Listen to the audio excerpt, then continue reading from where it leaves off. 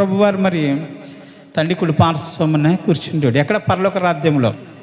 దూతల సమూహము అవి స్తుతిగానాలు చేస్తున్నప్పుడు, దేవునికి మహిమలు చెల్లిస్తున్నప్పుడు యేసు ప్రభు వారు కూడా మహిమను స్వీకరించారు. రాజాది రాజు, గొప్పవాడు, మహిమగల తండ్రి అని పొగిడారు. ఆయనను చూసి గణపరిచారు.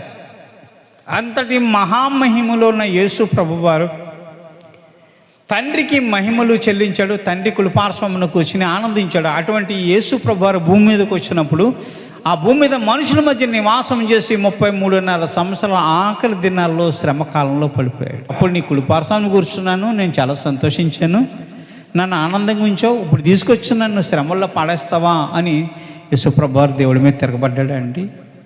తిరగబడ్డాడు దేవుడి మీద, తిరగబడ్డాడు. ఆ శ్రమలో కూడా ఏం చేశాడండి? ఆయన స్వీకరించాడంట, ఆనందించాడు. దేవుడు సంతోషం కలగజేసినప్పుడు, దేవుడు మేలు కలగజేసినప్పుడు అనుభవిస్తాం, కానీ కీడు కలగజేసినప్పుడు అనుభవించలేమా? అది కూడా అనుభవించాలి. అనుభవించినప్పుడు నీ యథార్థత నీ దగ్గర నుంచి పోదండి.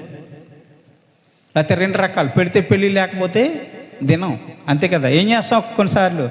పెడితే పెళ్ళి, పెట్టకపోతే దినమంట, అంతే కదా.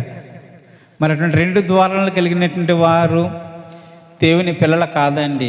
ఏ విధము చేతనైనా, ఏ స్థితిలో ఉన్నా, ఏ పరిస్థితిలో ఉన్నా ఒకే స్థితి కలిగి, తమ పూర్వపు స్థితిగతులు మర్చిపోకుండా యథార్థత కలిగి దేవుని వెంబడించేవాడు, శ్రమలను అనుభవించేవాడు నిజమైన క్రైస్తవుడు, నిజమైన విశ్వాసి.